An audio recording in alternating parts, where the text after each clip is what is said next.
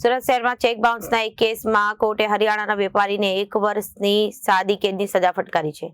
સુરતના વેપારી દ્વારા દાખલ કરવામાં આવેલી ફરિયાદના આધારે કોર્ટે આરોપીને વળતર ચૂકવવાનો પણ આદેશ આપ્યો. મળતી માહિતી મુજબ સુરતના વેપારી સંજીવ કુમાર દેશરાજ તનેજા, જે દેશરાજ એન્ડ સન્સ કંપની નામના ફર્મના પ્રોપાઇટર છે, તેમણે હરિયાણાના અંબાલા શહેરના મુકેશ કુમાર ઉર્ફે સોની, જેઓ શની ફેશનના પ્રોપાઇટર, તેમની સામે ચેક રિટર્ન થવાની ફરિયાદ નોંધાવી હતી. ફરિયાદ મુજબ આરોપીએ સુરતના વેપારી પાસેથી કાપડ ખરીદ્યું અને તેની ચૂકવણી પેટે 17,16,000નો ચેક આપ્યો, પરંતુ જ્યારે આ બેંકમાં જમા કરાયો ત્યારે આરોપીના ખાતામાં પૂરતું બેલેન્સ ન હોવાને કારણે ચેક રિટર્ન થયો. ત્યારબાદ ફરિયાદીએ કાયદેસરની કાર્યવાહી હાથ ધરી. આ કેસની સુનાવણી સુરતના સેકન્ડ એડિશનલ સિવિલ જજ અને જ્યુડિશિયલ મેજિસ્ટ્રેટ વિનીતા કે ચારણની કોર્ટમાં ચાલી હતી. બંને પક્ષોની દલીલો અને પુરાવો ધ્યાનમાં રાખીને કોર્ટે સન્નીને 1 વર્ષની સાદી કેદની સજા ફટકારી છે. સાથે સાથે કોર્ટે આરોપીને ફરિયાદીને 17,16,000 वळतर રૂપે 30 દિવસની અંદર चुकवવાનો आदेश કર્યો છે. मेरा नाम संजीव कुमार तनेजा है और मेरी फर्म का नाम देशराज एंड सन्स है और मेरा इस व्यापारी से काम हुआ था मुकेश अलग और सन्नी फैशन के नाम से इसकी दुकान थी अम्बाला के अंदर. इसने मेरे साथ 41,34,000 रुपये की धोखाधड़ी करी. जब मैंने काफ़ी कुछ किया इसके पास जाके रिक्वेस्ट करी तो इसने मुझे 17,16,000 रुपये का चेक दिया.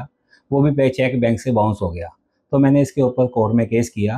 कोर्ट में केस करने के बाद अभी हमारे एडवोकेट हैं सचिन गुगे, जिन्होंने काफ़ी मेहनत करी और काफ़ी मेहनत करने के बाद 3.5 साल केस चलने के बाद अभी कोर्ट ने इसको 1 साल की सज़ा सुनाई है और साथ में 30 दिन के अंदर हमें पैसा देने के लिए कहा है.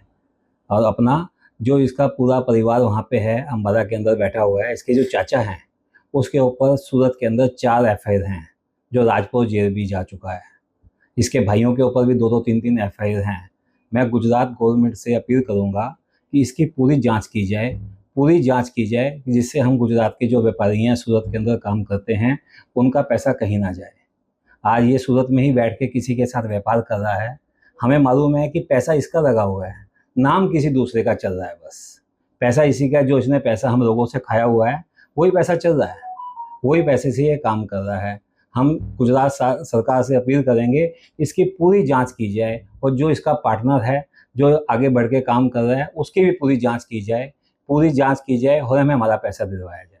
मैं यहाँ के कमिश्नर से भी फरियाद करूँगा कि हमारे को इंसाफ दिया जाए, हमारे को इंसाफ हो. मैं कमिश्नर साहब से हाथ जोड़ के विनती करता हूँ कि हमें इंसाफ दिया जाए.